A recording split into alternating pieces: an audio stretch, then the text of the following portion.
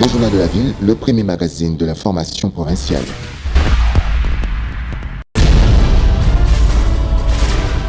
Tout de suite, le journal.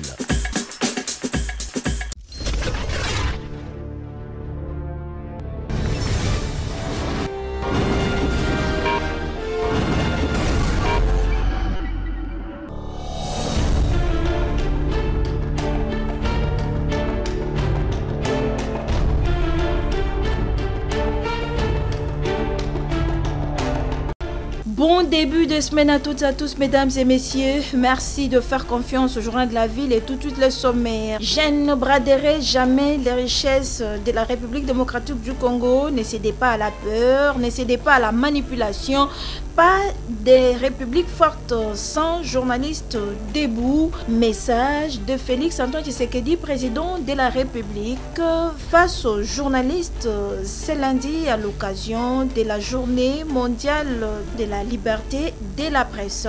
C'est tout pour le sommaire. Mesdames et messieurs, encore une fois, bienvenue dans ce journal.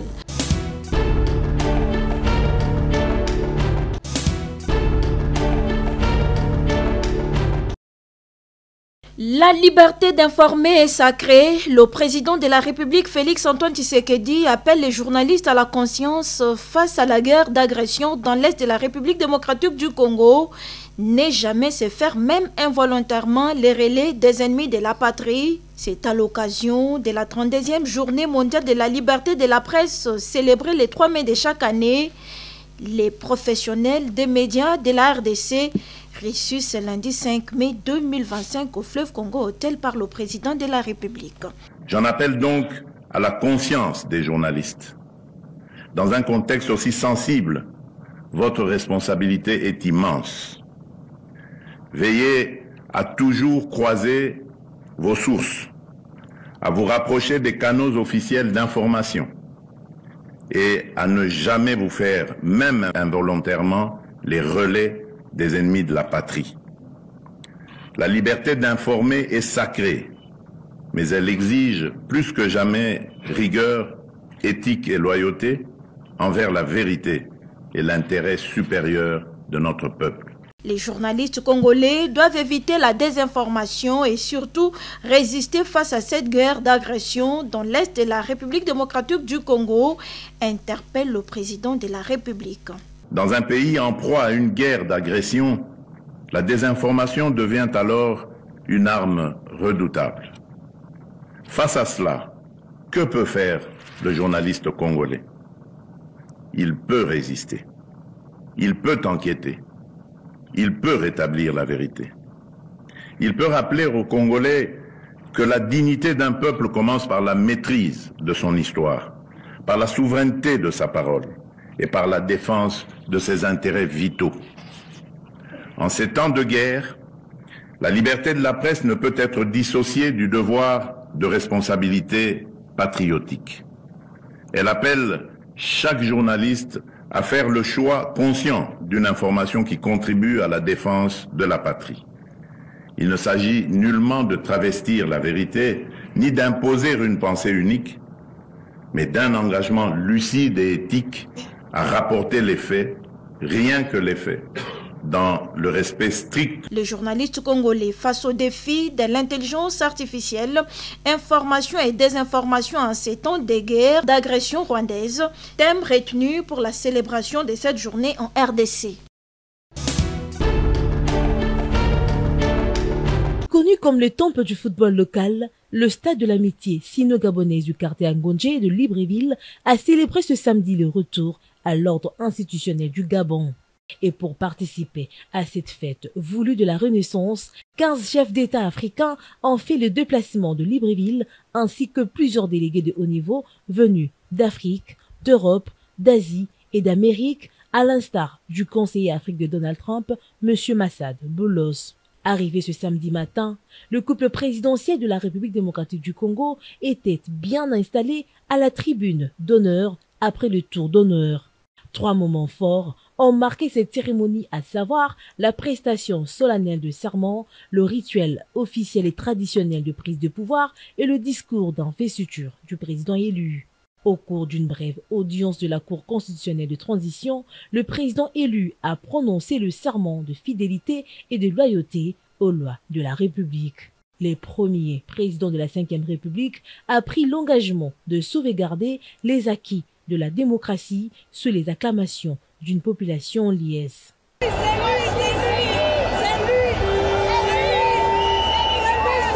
En deuxième lieu, le président assermenté a reçu les insignes et symboles du pouvoir traditionnel au cours d'un rituel spécial. Dans son discours d'investiture, le président Brice Oligui Nguema a indiqué que ce jour marque la renaissance de son pays. Il s'est félicité de l'issue heureuse de la transition de 18 mois qui relance le Gabon dans la voie de la reconstruction. Le Gabon est un modèle de transition réussi, a dit le nouveau maître du palais du bord de mer. Se présentant comme le bâtisseur de son pays, le premier président de la Ve République, Brice Oligui Nguema, a pris l'engagement d'accorder une priorité aux infrastructures, aux réformes institutionnelles, à l'accès à l'eau et à l'électricité, ainsi qu'à l'économie et à la diplomatie. Il s'est félicité de la levée des sanctions d'exclusion de l'Union africaine qui frappaient son pays et a promis de lutter contre la corruption. Élu avec 94,85% de voix à l'élection présidentielle du 12 avril dernier, Brice Oligui Nguema, 50 ans révolus, troque son treillis de militaire pour un costume de bâtisseur. C'est une autre page de l'histoire gabonaise qui s'est ouverte ce jour.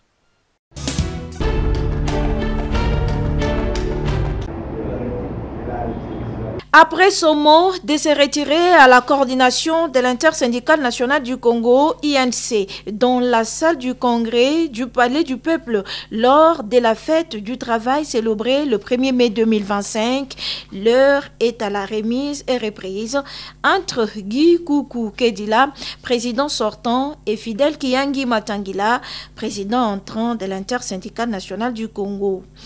Dans son mot, le président sortant s'est dit fier de laisser cette coordination entre les bonnes mains et d'être à son côté pour sa participation à l'avancement de cette structure syndicale.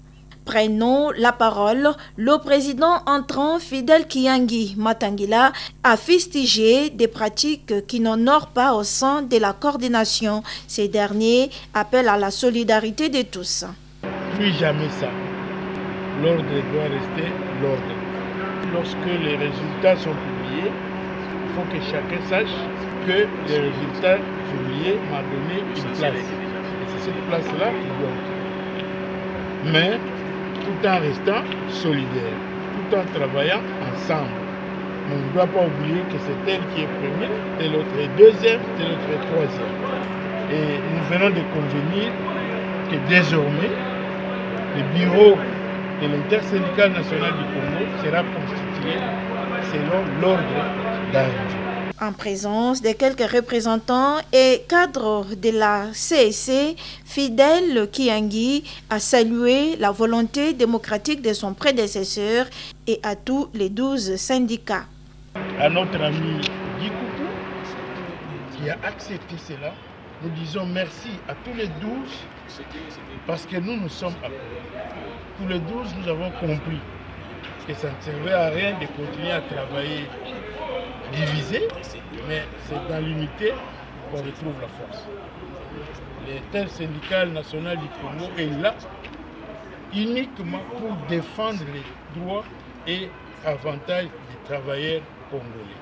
Mieux vaut tard que jamais, cette remise et reprise est le résultat des élections sociales organisées par le gouvernement à travers le ministère du Travail où la Confédération syndicale du Congo, CSC, est sortie premier en tant que syndicat majoritaire devrait prendre la commande de l'intersyndicale nationale du Congo. Bon vent au nouveau président de l'INC.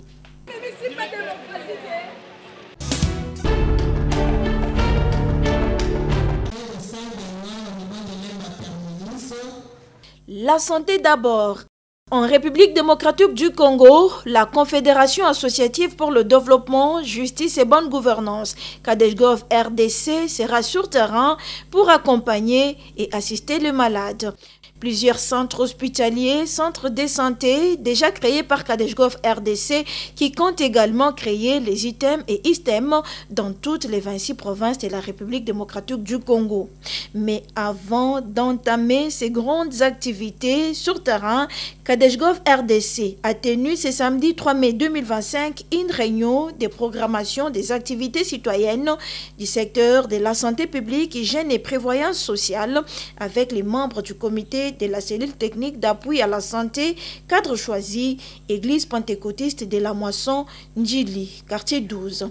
Révérend Patrick Louyoyo Telekwao, coordonnateur de la Confédération associative pour le développement, justice et bonne gouvernance, Kadejgov RDC, nous en dit plus.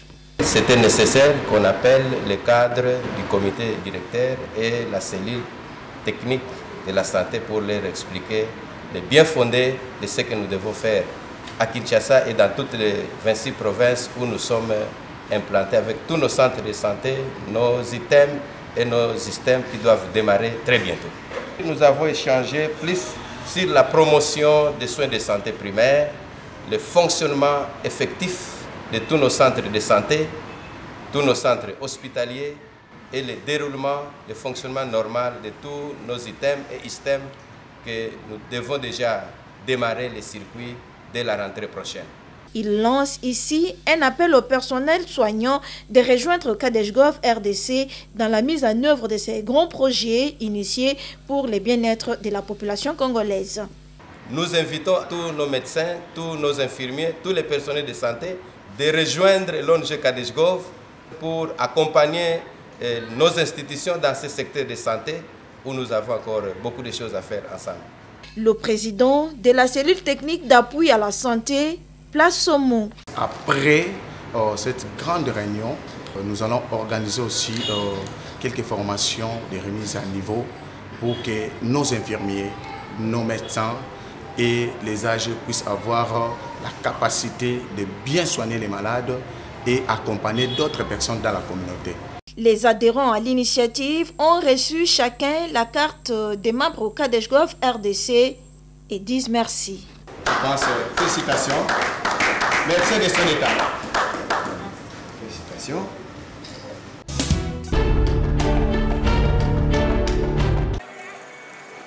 Dans le cadre du projet Kinshasa Vert, les associations et ONG SOS Kinshasa, Fondation El Shaddai, les Amis de la Nature et du Jardin, les anciens de l'ITA Mumbele et Ndakuya La Vie est Belle avec les artistes se sont réunis ce samedi 3 mai 2025 au rond-point Victoire, précisément au niveau du triangle des avenues Ikelemba et Badjoko dans la commune de Kalamou. Objectif, planter des arbres fruitiers à cet endroit afin de les rendre plus vivables dans le respect de l'environnement. Les premiers à faire cet exercice si louable pour préserver l'écosystème, c'est le coordonnateur de la Fondation El Shaddai, Colin Nzolantima. À la création, Dieu a fait la beauté.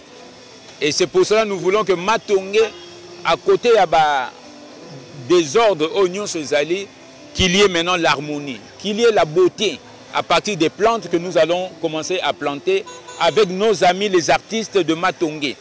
Et nous allons donner cet élan pour toutes les communes de Kinshasa parce que Kinvert doit s'impliquer partout. Et c'est pour cela que nous bénissons cette initiative de nos amis afin que les gens puissent respirer ici à Matongé. Et nous bénissons ces arbres que nous allons planter. Il y aura les manguiers, il y aura tout le reste que nous mettrons pour que Matongé redevienne l'endroit le plus approprié de la ville de Kinshasa comme modèle. Après lui, tous les représentants des associations et ONG présents à cet événement ont fait la même chose, juste pour sauver la nature. Là, je viens de planter les ramboutans, qu'on appelle poilus. Dans cet esprit-là, tenu tout ça à compensation, les lots qui les obéba. Faut vivre, protéger l'écosystème. Tobandi Golona, Tobani na Matongé, Kinshasa Vert, comme on a dit. On va continuer, Tolona ba arbre fruitier. Pourquoi pas sur place, to créer ba pépinière. Et pourquoi pas après Tobanda transformer en go, Bisomoko Tobanda Rolia. C'est ça l'implication des artistes. Nous avons projet que bana biso pe bayeba ba sorte ba fruit surtout ya banzete au moins mutu ayebi nzete ya avocat te ayebi nzete tel te donc yango wana ba souvenir na biso ya bomoi esali ke tozonga kototo lakisa bana que banzete ezali non seulement eza pe mpona diversité, biodiversité aux entours.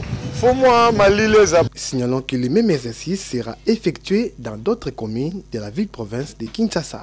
Nous voulons manger. Les producteurs doivent produire et donner aux Congolais à manger. Là, c'est le projet.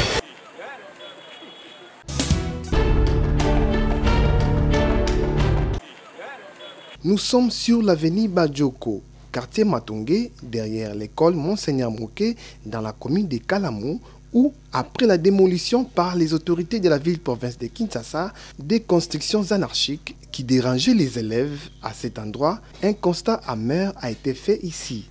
Les responsables de l'école auraient autorisé la construction d'un bistrot à l'intérieur de l'enclos de l'école, constat fait par Jean Mangalibi, coordonnateur des Amis de la Nature et des Jardins. On a vu la ville est en train de faire un bon travail, un beau travail, où nos amis du village, la vie est belle. Mais ce qui étonne, ce qu'on voit là, c'est là où je vais demander aux prêtres de revoir leur façon de gérer les espaces publics. Parce qu'on veut limiter les nuisances sonores.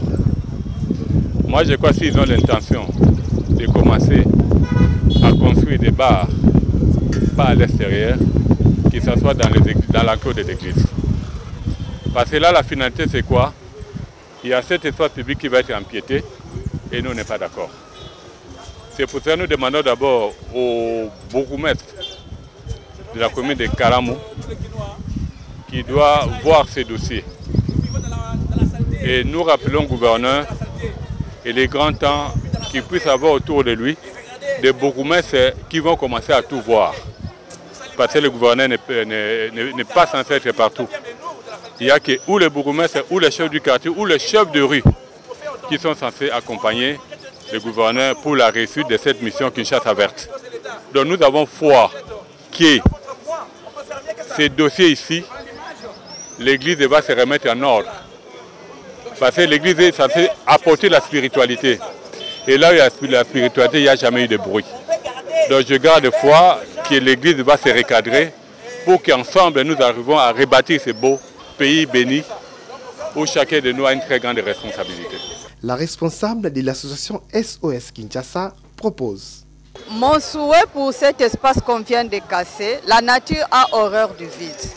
Si l'Église peut faire un petit jardin ici, planter les arbres, mettre la pelouse, embellir quand même le long de cette avenue, ça sera une très bonne chose parce que c'est juste à côté de l'école. Les enfants qui attendent le transport ou qui sont fatigués peuvent venir s'abriter, jouer et pourquoi pas apprendre à aimer la nature. Donc au lieu de remettre une activité commerciale, moi je souhaiterais et je proposerais à l'église vraiment de faire de ça un beau petit jardin.